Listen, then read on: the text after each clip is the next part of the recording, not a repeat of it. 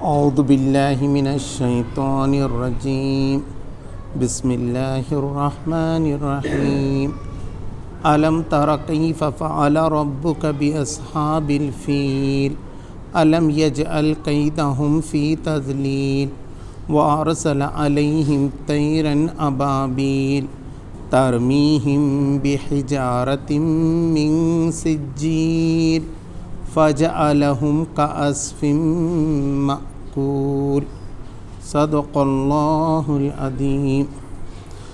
اللہ کے نام سے جو بے انتہا مہربان اور رحم فرمانے والا ہے۔ تم نے دیکھا نہیں کہ تمہارے رب نے ہاتھی والوں کے ساتھ کیا کیا؟ کیا اس نے ان کی تدبیر کو عکارت نہیں کر دیا اور ان پر پرندوں کے جھنڈ بھیج دیے جو ان پر پکی ہوئی مٹی کے پتھر پھینک رہے تھے، پھر ان کا یہ حال کر دیا جیسے جانوروں کا کھایا ہوا بھوسا۔ سچ فرمایا اللہ تبارک تعالیٰ نے۔ یہ سورۃ الفیل ہے، مکہ مکرمہ میں نازل ہو گئی ہے اور اس کی 5 آیتیں ہیں اور 1 رکوع ہے۔ یہ 115 یہ 105 نمبر کی آیت ہے اور 114 صورتیں ہیں، آخری کی 10 صورتوں میں سے ایک صورت ہے یہ۔ اس میں جو واقعہ پیش آیا ہے وہ ہاتھی والوں سے متعلق ہے اور یہ ابتدائی دور میں ہے، جب مکہ میں ابھی اسلام شروع ہوا تھا، قرآن مجید اترنا شروع ہوا تھا اور حضور صلی اللہ علیہ وسلم سمجھا رہے تھے لوگوں کو۔ تو فیل کے معنی ہیں ہاتھی کے۔ الفیل یعنی ایک ہاتھی بھی ہو سکتا ہے، لیکن یہاں اصحاب الفیل کہا گیا ہے، اصحاب فیل۔ تو اصحاب فیل کہنے کے نتیجے میں بہت سے لوگوں کا ہاتھی، ایسا نہیں بلکہ بہت سے لوگوں کے بہت سے ہاتھی ہو سکتے ہیں۔ تو روایت میں یہ ہے کہ اس میں کم سے کم ایک ہاتھی تو وہ تھا ہی، لیکن ساتھ ہی 9 یا 11 ہاتھی تھے جو ابرہہ لے کر آیا ہوا تھا۔ تو اب اس کی تفسیر جو ہے پہلے سورہ بروج میں بھی بتائی گئی تھی کہ وہ آگ والوں کا حال کہ کیسے جو ہے وہ گڑھے کھودے گئے تھے اور اس میں اخدود میں ڈالا گیا تھا وہ گڑھے والوں کو، اور لوگ تماشا دیکھ رہے تھے باقی کے لوگ بیٹھ کر۔ تو اللہ تبارک تعالیٰ نے کہا کہ یہ سب قیامت میں جو ہے ہونے والا ہے۔ تو یہ جھگڑے تھے یہودیوں اور عیسائیوں کے اس زمانے میں۔ تو کچھ لوگ ایمان پہ تھے ان میں بھی اور کچھ لوگ ایمان پہ نہیں تھے۔ تو ان کی کشمکش اور تڑپ کی وجہ سے وہ لوگ جو خدا کو مانتے تھے، ایک خدا کو مانتے تھے، ان کو جو ہے ستاتے تھے۔ یہاں بھی انہی کی کشمکش کا سوال تھا کہ یہودیوں نے پہلے بہت ستایا تھا عیسائیوں کو، تو عیسائیوں نے بھی پھر کیا کیا، حبشہ کی طرف حملہ کیا۔ یہ 525 کی بات ہے، 525 کی بات ہے۔ تو 525 میں انہوں نے یہ کیا کہ صاحب پورا حبشہ جیتنا ہے، تو حبشہ کی طرف یہ لوگ آگے بڑھے اور یمن پہ بھی انہوں نے جو ہے کر لیا قبضہ۔ تو یمن جو ہے سمندر سے لگا ہوا ہے اور حبشہ والوں کے پاس اتنی فوج نہیں تھی، پانی کے بیڑے وغیرہ جیسے آج کل چل رہا ہے نا کہ بھئی جس کے پاس پانی کا اندر کی پنڈوبی وغیرہ ہوگی وہ جنگ جیتیں گے، جیسے کہ 9 ہیں، امریکہ کے پاس ہیں، چین کے پاس ہیں، بھارت کے پاس بھی ایک ہیں، دوسرے ملکوں کے پاس نہیں ہیں، فرانس کچھ خریدنا چاہتا۔ تو یہ جس کے پاس رہتے ہیں تو وہ بڑی طاقت سمجھی جاتی ہے۔ تو اس وقت روم نے دی تھی ان کو، قسطنطنیہ میں ان کی حکومت تھی، جہاں ترکی کا آج کل اردغول کا وغیرہ بتاتے ہیں۔ تو قسطنطنیہ پہ جو ہے قبضہ تھا عیسائیوں کا، انہوں نے پھر ان کی مدد کی تھی، ان کی مدد کر کے ان کو بہت بڑا بیڑا دیا اور وہ یمن پہ حملہ ہوئے تھے۔ حملہ کرنے کے بعد وہاں کی جب حکومت بنی تو لوگ کہتے ہیں کہ اس کے اندر 2 سردار تھے، کچھ کہتے ہیں کہ نہیں ایک سردار تھا اور ایک ان کا ساتھی تھا، ان میں جھگڑے ہو گئے اور جھگڑا ہونے کے بعد جو سردار بن گیا بعد میں اور اس نے کہا کہ مجھے آپ نائب بنائیے، میں ٹھیک کروں، تو اس کا نام ابرہہ آتا ہے۔ ایسا ہی ابراہم ہے، ابراہم کے معنی ابراہیم کے ہیں، اگر عربی میں اگر اس کو بولتے تو وہ ابراہیم ہی ہو جاتا، لیکن اس کی جب اس کو کہا گیا حبشہ کی زبان میں تو وہ ابرہہ ہو گیا۔ تو ابرہہ کے نام سے مشہور ہے کہ وہ ابرہہ تھا۔ اس نے یہ کیا کہ بہت غور کیا کہ اس کے اندر پھر ابھی جیتنے کی للک لگ گئی کہ صاحب ہم کو تو اور زیادہ جیتنا ہے اور اس کو عربوں کو بھی نیچا دکھانا تھا۔ تو اس نے کیا کیا کہ ایک بہت بڑا کلیسہ اپنے پاس بنا لیا، یعنی گرجا گھر بہت خوبصورت، اور اس نے یہ سوچا کہ یہ سب حج کو جو جاتے ہیں مسلمان، یہ ابراہیم علیہ السلام کے زمانے سے جا رہے تھے، تو ابراہیم علیہ السلام کے زمانے سے جا رہے تھے اور سب کا اعتقاد اس پہ تھا، اور بالکل وہ امن کے مہینے کہے جاتے تھے، 4 مہینے جس میں کوئی خون ریزی وغیرہ نہیں ہوتی تھی۔ تو اس نے کہا کہ میں بھی ایسی کروں گا کلیسا کے لیے، اور ایک بار کعبہ کا رخ بدل کے اپنے طرف میں لانے کی جو ہے کوشش کروں گا۔ تو اس نے بہت اچھی بلڈنگ بنائی، بہت ہی خوبصورت، اور یہ چاہا کہ صاحب اب لوگوں کی توجہ اس کی طرف ہو جائے۔ اب پھر بھی نہیں ہوئی، لوگ آ ہی نہیں رہے اس کی طرف، تو اس نے کہا کہ اب مجھے یہ کام کرنا پڑے گا کہ نعوذ باللہ من ذالک کعبہ کو ہی منہدم کرنا پڑے گا۔ جب میں وہ توڑوں گا تو پھر سب کا رخ ادھر ہو جائے گا اور لوگوں کو معلوم ہوگا کہ صحیح خدا جو ہے ادھر آ رہا ہے۔ لیکن اب اس کے اندر دو باتیں ہیں۔ کچھ لوگ کہتے ہیں کہ صاحب اس کی جب بھنک لگی تو یہ بہت برا لگا، عربوں کو لگنا ہی چاہیے تھا، پورے لوگ ایمان رکھتے تھے کعبہ پہ کہ اللہ کا بنایا ہوا، ابراہیم علیہ السلام کی نشانی ہے، وہاں جو نقشوں کے قدم ہیں ابراہیم علیہ السلام کے، یہ نماز پڑھی تھی ابراہیم علیہ السلام نے، اور وہ پورے خاندان اسماعیل علیہ السلام کے اولاد میں سے تھے وہاں کے لوگ، بہت ماننے والے، اپنی جان دینے والے اس کے واسطے۔ تو لوگ یہ کہتے ہیں کہ بہرحال اس میں سے کوئی نوجوان وغیرہ بچے رہتے نا، کچھ شرارت وغیرہ کرنے والے، ایسے میں کہ کوئی تھے، انہوں نے کیا کیا، جا کے وہ گندگی کر دی، لیٹرین کر دیا اس کے اندر، ایک تھے، کچھ کہتے ہیں زیادہ۔ اس پہ جو ہے اس کو موقع مل گیا کہ نہیں اب تو میں حملہ کرنا، اس کو تو کرنا ہی تھا، لیکن ایک سازش۔ اور کچھ لوگ کہتے ہیں کہ نہیں ایسا کچھ بھی نہیں ہوا تھا، لیکن آج کل ہوتی ہے نا سازش، کچھ بھی نہیں رہتا گھر میں، لیکن اس کے گھر سے پورے کے رائفل بھی نکلنا شروع ہو جاتی، اور وہ بم کے دھماکے کے سامان بیچارہ دیکھا ہوا بھی نہیں رہتا، مگر اس کو بولتے ہیں سازش۔ تو اللہ تبارک تعالیٰ نے یہاں جو لفظ استعمال کیا آگے تذلیل کے آگے، قید یعنی چال چلنا، سازش کرنا، چھپ کر کوئی کام کرنا جو حقیقت کے خلاف تھا۔ تو اس میں دو چیزیں حقیقت کے خلاف تھیں، لوگ کہتے ہیں۔ ایک تو یہ کہ وہ جو حملہ کر رہا تھا وہ خاص کعبہ بھی نہیں تھا اس کا پیش نظر، بلکہ تجارت تھی۔ عرب کی تجارت دنیا میں بہت زیادہ مشہور تھی۔ اب دنیا کا ایسا نقشہ دیکھیں گے تو سعودی عرب اس کے بالکل بیچوں بیچ ہے۔ بھارت وغیرہ کا بھی جو ہوتا تھا پورا سودا، یہاں کے گھوڑے جاتے تھے، اونٹ جاتے، پورا ادھر سے سودا ہوتا تھا نا، اور وہاں سے وہ لوگ پانی کے جہاز سے آتے تھے ادھر، تو کیرلا میں اتر جاتے تھے۔ گجرات میں جو اسلام آیا ہے، گجرات میں جو اس وقت کی مسجد ہے نبی صلی اللہ علیہ وسلم کے زمانے کی، کیرلا کے اندر ہے، تو یہ لوگ تجارت ادھر سے کرتے تھے پورا، اس سے پہلے بھی۔ اب یہ تو 525 کی میں آپ کو بات بتا رہا ہوں، اب 570 میں آ گئے ہم، آگے جب حملہ کر رہا ہے یہ تو، اور تو 570 تک اس نے تیاری کی، 525 میں انہوں نے حملہ کیا تھا، اپنی حکومت کو مضبوط کیا، اور اس کے بعد 570 میں پوری تیاری کیا، 60,000 کی فوج لے کر آیا تھا۔ اور اس کا یہ خیال تھا کہ عربوں کو جیسے ہم نے سمندر سے روک دیا تھا، اب پوری تجارت جو ہے نا زمین کے پٹے سے ہو رہی تھی، اس نے کہا اس پہ میں کنٹرول کر لوں گا تو ختم ہو گیا۔ آج بھی یہی ہے نا، آج بھی ہم جو چل رہے ہیں نا، اب افغانستان کا معاملہ تھا تو بھارت نے بھی چابہار لے لیا تھا، اور پھر وہاں سے جو افغانستان میں کر کے آگے قازقستان وغیرہ جانے کا راستہ بنا رہے تھے، اس کے واسطے 3,000 کروڑ سے زیادہ خرچ کیے تھے وہاں، اسی لیے کیے تھے کہ اپنا مفاد تھا کہ اپنے کو ادھر جا کے کام کرنا تھا، مگر اب یہ حکومت بدلنے کی وجہ سے وہ سب دھوکے میں آ گیا۔ ایسے کرتے ہیں۔ اب ادھر نیچے پٹا بن رہا ہے چائنا کی طرف، اب اس کویت کے نام سے جو ہے، کویت کے نام سے کویت کے نام سے ایک پٹا بن رہا ہے پورا، تو یہ پٹا وغیرہ کیوں؟ تو یہ سب جنگی سازش ہے کہ کون کس کے ساتھ رہے گا، چین کس کے ساتھ رہے گا، رشیا کس کے ساتھ۔ اب جیسا وہ زمانے میں جو طاقت تھی، ان کا خیال یہ تھا عربوں کی اگر تجارت کو ختم کرتے ہیں، ان کی وہاں کی معاش کو ختم کر دیتے ہیں تو سب پھر ہمارے زیر نگاہ ہو جائیں گے، اور اصل سازش یہ تھی کہ وہاں کی تجارت کو درہم برہم کرنا، ورنہ بہانہ تو ایک مسجد کا کیا بہانہ ہو سکتا ہے، مسجد کو توڑ کے کیا ملتا ہے، مگر یہ کہ انہوں نے ہمارے اوپر راج کیا تھا اتنے دن تک۔ اب یہاں بھی ہمارے پاس جو مہم چلی، مسجد سے کچھ زیادہ لینا دینا نہیں، ایک قوم کو دوسرے قوم کے مقابلے میں ٹکرا دینے کی پالیسی۔ تو یہ جو پالیسیز رہتی ہیں، تو ایسی سازش اس نے کی تھی، اور 60,000 کی فوج اور تقریباً ہاتھی جو کچھ لے کر وہ اس کے اوپر حملہ ور ہونے کے لیے آ گیا تھا۔ اب اس کے اندر جو بات بتائی گئی وہ یہ ہے، الم تری کیف فعل ربک باصحاب الفیل، کیا تو نے دیکھا نہیں کہ تیرے رب نے کیا کیا ہاتھی والوں کے ساتھ؟ تو ایک سوال ہے، اب ایک شخص سے ہی پوچھا جا رہا ہے، کہا ہے وہاں بھی ربک کا، تیرے رب نے، اور تو نہیں دیکھتا کیا؟ الم تری، کیا تو نے نہیں دیکھا؟ تو یہ کیسا ہے معلوم ہے؟ تم کو نہیں معلوم ایکشن میں کیا ہوا؟ تم کو نہیں معلوم یہ زلزلہ ہوا تھا کلاری کا، اس میں کیا ہوا؟ تو اب جیسے کلاری کا زلزلہ ہوا 1993 میں ہو گیا، آج بھی لوگ اس کے واقف ہیں، ابھی بتاتے، پورا قصہ سناتے ہیں۔ ہمارے زمانے میں ایسا ایکشن کا سناتے تھے، میری پیدائش 58 کی ہے، 48 میں ہو گیا تھا پولیس ایکشن وغیرہ، اس کے پورے قصے ایسا سناتے تھے، ایسا دکھتا ہے کہ جیسے ہم نے اپنی آنکھوں سے دیکھا پولیس ایکشن پورا، پورا دیکھتے تھے۔ تو اب یہ سوال وہاں پوچھا گیا کہ کوئی بتانے کی ضرورت نہیں تھی، کہانی کوئی کتاب میں لکھی ہوئی بات نہیں تھی، یہ سچی کی بات تھی کہ لوگوں نے دیکھا تو اللہ تبارک و تعالیٰ نے وہاں کے قریش کے لوگوں سے کہا کہ تم نے نہیں دیکھا یہ چیز؟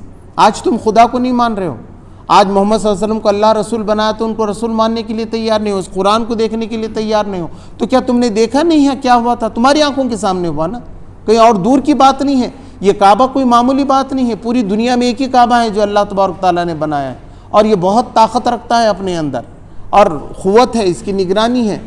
کوئی وقت کوئی سیکنڈ بھی ایسا نہیں گزرتا جب اس کا طواف نہیں ہوتا۔ آج بھی مصروف ہے، کتنے مصروفیت کی زمان ہے دنیا کو، آج بہت مصروفیت ہے، ایک سیکنڈ 2 سیکنڈ کی ضرورت ہے، مگر آج بھی آپ دیکھیں گے برابر اس کا طواف 24 گھنٹے جاری ہے۔ تو اس کی غیر معمولی اہمیت اللہ تبارک تعالیٰ نے بنائی ہوئی ہے۔ تو کہا کہ یہاں جو ہاتھی آئے تھے، وہ جو ہاتھی والے تھے، ان کا قصہ تم تک نہیں پہنچا کیا؟ اب کیا ہوا تھا اس کے اندر؟ الم یجعل کیدہم فی تضلیل، تم نے دیکھا نہیں کہ تمہارے رب نے ہاتھی والوں کے ساتھ کیا کیا؟ کیا اس نے ان کی تدبیر کو اکارت نہیں کر دیا؟ ان کی تدبیر کو اکارت کر دیا۔ کیا ہوا اس کے بعد؟ وَأَرْسَلَ عَلَيْهِمْ طَيْرًا أَبَابِيلَ، اور ان پر پرندوں کے جھنڈ بھیج دیے ہم۔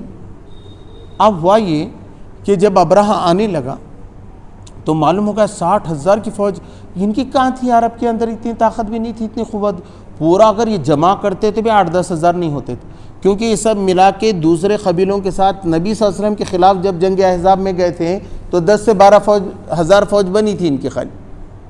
حضور صلی اللہ علیہ وسلم بھی پوری فوج جو لے کر آئے تھے مکہ پہ وہ 10,000 کی تھی۔ تو جب بنی 10,000 کی، کب؟ ایک زمانے کے بعد، مگر اب اس سے پہلے 10,000 لوگ بھی اس وقت جمع کرنا ان کے واسطے مشکل تھا، اور یہ 60,000 کی فوج آ رہی ہے۔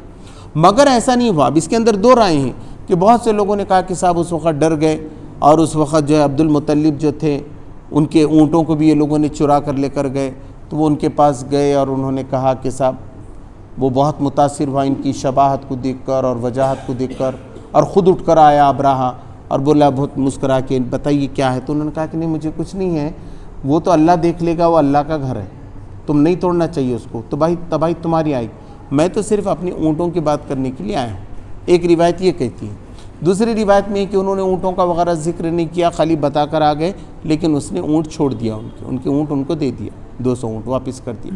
یہ لوگ پوری پہاڑیوں میں چلے گئے کہ معلوم تھا کہ اب یہ قتل غارت گیری ہوگی، بچے عورتیں سب ہیں، تو یہ سب پورا مکہ چھوڑ کر پورا پہاڑیوں کے اندر چلے گئے وہ پورا قبیلہ۔ ایسا دوسرے قبیلے بھی۔ تو کچھ لوگ کہتے ہیں کہ ایک قبیلے نے پہلے مقابلہ کیا، ان کے اندر بہت کم طاقت تھی، لیکن بولے اللہ کے سامنے کیا جواب دے سکتے ہیں ہم، تو انہوں نے برابر پہلا ٹکراؤ کیا، تو ان کو پکڑ دیے، کچھ لوگوں کو قتل کر دیے۔ کچھ لوگ کہتے ہیں کہ پورا قبیلہ، ایک بنی ثقیف بول کے ایک بنی ثقیف، صرف اس نے اس میں جنگ نہیں لیا بول کے بتاتے ہیں، اور اس کا ایک فرد تھا ابو رغال بول کر، اس نے راستہ بتایا تھا پورا مکہ تک آنے کا، تو کئی دن تک مر گیا وہ بھی اسی کے اندر چڑیوں کے مارنے سے، تو کئی دنوں تک مکہ کے لوگ اس کو پتھر سے مارتے تھے، یعنی اس کو برا سمجھتے تھے کہ کیوں راستہ بتایا، اور کوئی تیار نہیں ہوتے تھے، مگر جو جنگ میں پکڑے گئے اس نے کہا کہ بھئی اب تمہاری جان ایسی بخش سکتا ہوں کہ تم مکہ کا راستہ مجھے بتاتے چلے جاؤ۔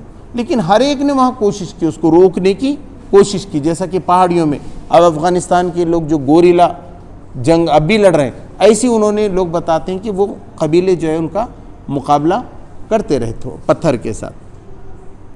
تو اب ان کا ہوا یہ کہ جیسے وہ ہاتھی 3 کلومیٹر کے پاس آ گیا، وہ آ گیا تقریباً جو ہے نا مینا اور مکہ کے درمیان آ گیا، یا مزدلفہ اور مینا کے درمیان آ گیا، تو ان کا سب سے بڑا جو ہاتھی تھا، خاص ہاتھی، وہ بیٹھ گیا، اب آگے نہیں بڑھ رہا ہو، آگے نہیں بڑھا، تو اس کو کچوں کے لگائے گئے، اس کو مارا گیا، یہاں تک کہ زخمی ہو گیا، اس کو اٹھاتے پیچھے کی طرف لگ جاتے تو دوڑنے لگتا، سیدھے ہاتھ کی طرف لگ جاتے تو بھی دوڑتا ادھر، اور ادھر کعبہ کی طرف منہ کرے کہ بیٹھ ہی جاتا مجھ۔ ہاتھی کچھ آگے بڑھنے کے واسطے تیار نہیں ہوئے وہاں سے، اللہ کا حکم نہیں تھا، تو لوگوں نے یہ دیکھا۔ اب اس دوران یہ ہوا کہ کچھ لوگ یہ کہتے ہیں کہ صاحب اس وقت جو ہے نا پرندے آ گئے، اور پرندے جھنڈ کے جھنڈ، یہ ابابیل جو ہے نا، اردو میں تو ایک پرندے کا نام ہے ابابیل، مگر عربی میں ابابیل بولتے جھنڈ کو، ایک دم گروپ آتا ہے نا، گایوں کا جھنڈ رہتے دیکھو، ایک دم جاتے گائے پورے کے پورے، ریوڑ، اپن ریوڑ بھی بولتے ہیں بکریوں کا ریوڑ وغیرہ، تو اس کو ابابیل بولتے ہیں کہ جھنڈ رہتے ہیں، چاہے انسانوں کا جھنڈ ہے جو لڑنے کے لیے جا رہے، جانوروں کا ہے، ایسا یہ پرندوں کا جھنڈ تھا پورا کا پورا. تو جھنڈ کے جھنڈ پرندے آئے لوگ کہتے ہیں، اور بہت بڑے تھے. لوگ کہتے ہیں کہ ہم نے دیکھا نہیں. بہت سی روایت یہ ہے صحابہ وغیرہ کی کہ لوگ کہتے ہیں کہ جنہوں نے دیکھا انہوں نے دیکھا، ہم نے ایسے پرندے ہی نہیں دیکھے تھے. ان کے چونچ جو ہے وہ پرندوں کے جیسے تھے، اور پنجے وغیرہ کتے کے جیسے تھے، تھوڑے سے وہ قسم کے تھے. اور ان کے ہر ایک چونچ میں ایک ایک کنکر تھا، اور ان کے دونوں پنجوں میں ایک ایک کنکر تھا. ایسے 3 کنکر تھے. اب وہ جس پہ ڈالتے، جس کے سر پہ گر جاتا، وہ ایک دم گھلنا شروع ہو، اس کو کھجلی شروع ہو جاتی. اور جیسے وہ کھجاتا تو گوشت ہی پورا نکل کے جھڑنا شروع ہو جاتا. گوشت کے لوتھڑے گھڑنا، بیماری ہو جاتی جیسا یہ کرونا کی ہو رہی ہے. ایسا فوراً وہ گرا کہ لگ گیا کہ اس کو بیماری ختم. تھوڑی دیر میں تو تڑپتا تھا.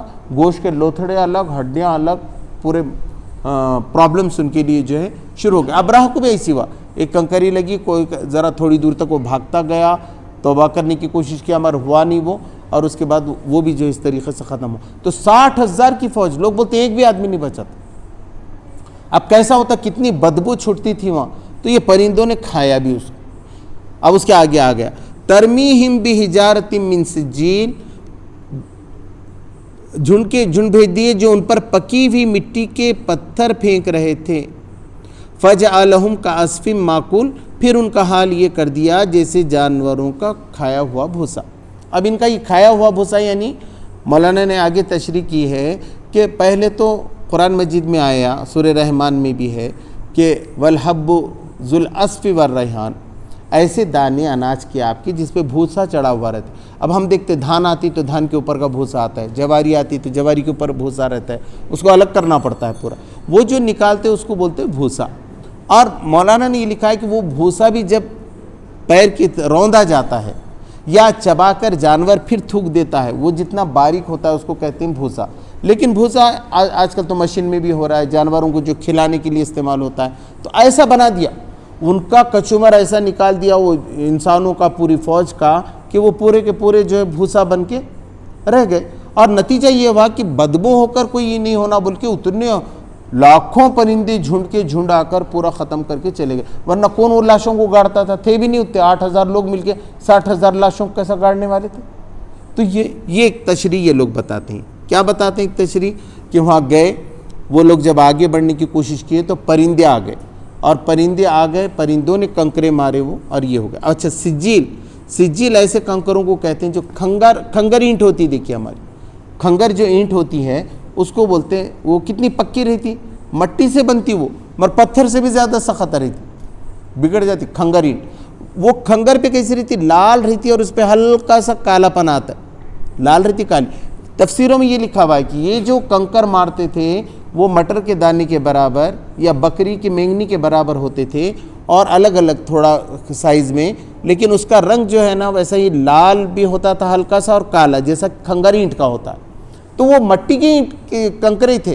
اب وہ آئے کدھر سے تھے وہ بھی ہیں کہ لیکن مارتے تھے وہ، اور اس کے نتیجے میں یہ پرابلم آ گیا. پرندوں نے مارے، پرندوں نے گوشت کھائے، اور سب اللہ تبارک و تعالیٰ کی طرف سے ہو گیا. لیکن ایک ہے ہمارے مولانا حمید الدین فراہی صاحب جو بھارت کے بہت اچھا، وہ عربی میں قرآن کی تفسیر وغیرہ لکھیں. وہ کہتے ہیں کہ صاحب اس میں جو ہے نا یہاں ایسا نہیں ہو سکتا تھا کہ عرب بیٹھ جاتے. اب یہ دوسری تشریح ہے. متفق وہی ہے جو میں نے اب آپ کے سامنے بتایا.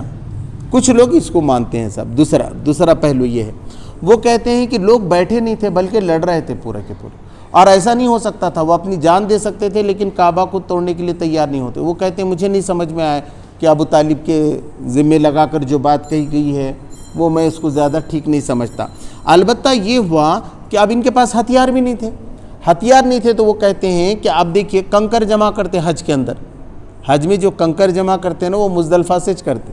مزدلفہ اور مینا کے درمیان یہاں کا ویسے کنکر آج بھی بہت ہیں آج بھی کنکر. وہ بولتے کہ ایسے چھوٹے چھوٹے جو پتھر پڑے ہوئے تھے، بہت سے پتھر ہی پتھر دیکھیں گے آپ عرفات کے پاس وغیرہ.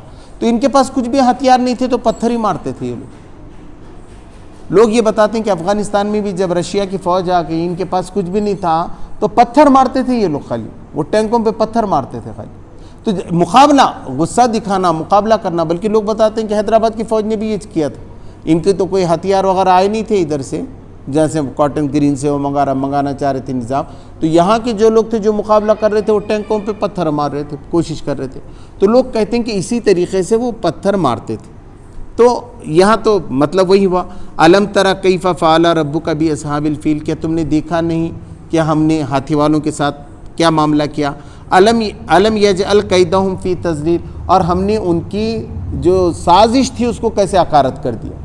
تو وہ یہ کہتے ہیں کہ عکارت ایسے ہوئی ہے کہ ہار کر لوٹ گئے۔ وَأَرْسَلَ عَلَيْهِمْ طَيْرًا أَبَابِيلَ، اور ہم نے ان کے اوپر بھیجے جھنڈ کے جھنڈ۔ تو یہ کہتے ہیں کہ جھنڈ کے جھنڈ تو پرندے جو ہے ضرور بھیجے، اور بہت پرندے اس وقت آ گئے، لیکن وہ پرندے صرف گوشت کھانے کے لیے آئے تھے۔ ان کو مارا کس نے، یہ کنکرے کس نے مارے؟ ترمیہم بحجارۃ من سجیل، وہ مارتے تھے پتھر ان کو جو ہے پتھر کے قسم کے، کھنگر کے قسم کے۔ اب ترمیہم کا جو لفظ ہے نا وہ کے لیے ہے، وہ مارتے تھے۔ یہ کہتے ہیں وہ سے مراد عرب ہیں، عرب کے قبیلے پتھر سے مارتے تھے ان کو، اس کے نتیجے میں وہ ایسا کھینچ کے مارتے تھے کہ زخمی ہو جاتے تھے، اور جیسے ہی وہ زخمی ہو جاتے تھے تو وہ پرندے ان کو کھانا شروع کر دیتے تھے۔ کیونکہ پہلے کی جنگوں میں یہی بات کہی گئی ہے کہ طالوت اور داؤد کے بارے میں بھی یہ بات آتی ہے کہ داؤد علیہ السلام بہت چیلنج کر رہے تھے جالوت کو، تو جالوت نے کہا ایسا کروں گا کہ تیری لاش کو پرندے کھائیں گے۔ جنگ میں ہوتا یہ تھا، جنگ میں ابھی بھی دیکھیے جیسی جنگ ختم ہوتی نا پورے پرندے اڑنا شروع ہوتے، ڈراموں میں وغیرہ بھی بتاتے نا، ابھی پورے پرندے کھانا شروع ہو جاتے، تو جیسی زخمی ہوتے ان کو بھی کھانا شروع کرتے، بھوکے رہتے وہ۔ اب دیکھتے کہ یہ بے ہوش پڑا ہوا ہے، اٹھتا بھی نہیں اب جلدی، گرا ہوا ہے، تو پرندے فوراً اس کو لوچ کے کھانا شروع کر دیتے۔ اگر آدمی ایسا نہیں مرا تو ویسا مر سکتا، بلکہ کچھ جگہ تو ایسا ہے کہ لوگ مرتے تو ان کو پرندے کھانے کی، پارسیوں میں وغیرہ یہی تھا، پرندوں کے پاس رکھ دیتے تھے وہ لاش کھانے کے لیے، اس کو تھوڑا مار رکھ دی کہ پرندے خود وہ لاش کو کھانا شروع کر دیتے تھے۔ تو ان کا کہنا ہے کہ ترمیہم کی جو ضمیر ہے وہ انسانوں پہ بھی ہو سکتی ہے کہ عرب بھی پتھر مارتے تھے اور انہوں نے اس کو زخمی کیا تھا، اور اس کے بعد پرندوں نے آ کے ان کا گوشت کھایا۔ یہ دوسری تعویل بھی لوگ کرتے ہیں۔ فَجَعَلَهُمْ كَعَصْفٍ مَّأْكُولٍ، اور ان کو بنا دیا جیسے کہ جانوروں کے کھانے کا بھوسا۔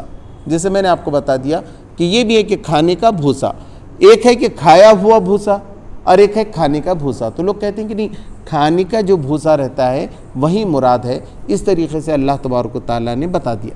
اب یہ ہے کہ یہ خاص کعبۃ اللہ کے ساتھ ہے، ہر مسجد کے ساتھ نہیں ہے کہ کہیں کی مسجد کچھ ہوگی تو بالکل اللہ کا عذاب ویسے آئے گا کرے گا۔ کعبہ کی خاص اہمیت ہے، خاص اہمیت ہے، اس لیے حج وہیں ہوتا ہے، اس کی نگرانی ہے۔ البتہ اسی کی دشا پہ یہ پوری مسجدیں بنائی ہوئی رہتی ہیں۔ اب ہمارا ہر مسجد جو ہے اس کا رخ کعبۃ اللہ کی طرف رہتا ہے، تو سمجھایا گیا کہ یہ خدا ہے، تم نے دیکھی۔ اور ہوا ایسا کہ اس کے بالکل 50 دن کے بعد نبی کریم صلی اللہ علیہ وسلم جو ہے نا دنیا میں آئے، تشریف لائے۔ 50 دن کا فرق ہے، یہ محرم میں ہوا اور ربیع الاول میں نبی صلی اللہ علیہ وسلم دنیا میں تشریف لائے۔ تو اس کو عام الفیل کہتے تھے وہ لوگ، ہاتھیوں والوں کا سال، ہاتھی کا سال، اور ہاتھی کے سال نبی صلی اللہ علیہ وسلم جو ہے پیدا ہوئے۔ تو یہ بتایا گیا دنیا میں تشریف لائے، تو اس سے بہت گہرا تعلق تھا، تو لوگ بھولے نہیں تھے۔ اب حضور صلی اللہ علیہ وسلم 40 سال میں نبوت ملی تھی، 10 سال یہاں رہے تھے، اور اس کے بعد ابھی 42-43 سال کی عمر تھی آپ کی جب کہا یہ اتری۔ یہ واقعہ ہونے کے 42-43 سال کے بعد یہ صورت نازل ہوئی، اور اس نے کہا کہ تمہارے سامنے ہی دیکھو، تمہارے بڑوں کو پوچھو، ان کے سامنے ہی جو ہے یہ ہاتھی والوں کے ساتھ ایسا حال ہوا ہے۔ اب اگر تم اللہ کی نافرمانی کرو گے تو تمہارا حال کیا ہوگا؟ یہ سچے رسول ہیں حضرت محمد صلی اللہ علیہ وسلم، اللہ تبارک و تعالیٰ نے پوری دنیا کے اندر یہاں نور اتارا ہے، اور یہ نور پھیلنے والا ہے۔ اگر تم مانو گے تو تم کامیاب ہو جاؤ گے، اور اگر خدا نخواستہ تم غلطی کرو گے تو تمہارا حال بھی وہ ہاتھی والوں کے جیسا ہو سکتا ہے۔ اللہ تبارک تعالیٰ سے دعا ہے کہ ہم کو عمل کرنے کی توفیق عطا فرمائے۔ آج جو ہے ہمارے عبد الباسط صاحب جو یہاں کے نائب صدر بھی مسجد کے تھے، ماشاءاللہ بہت انہوں نے قربانی دی، اور 2008 سے بھی یہ جو قرآن کا پیش کرنے کا سلسلہ ہو رہا ہے اس میں برابر بیٹھتے تھے پابندی سے، کووڈ سے پہلے تک پورا مستقل ان کا تھا، بہت بے چین رہتے تھے، برابر ہر منگل کو وہ حاضر رہتے تھے۔ ایک وقت دواخانے میں گئے تھے تو بھی انہوں نے جو ہے نا آن اسکرین لوگوں سے بنا کے جو ہے سنا تھا۔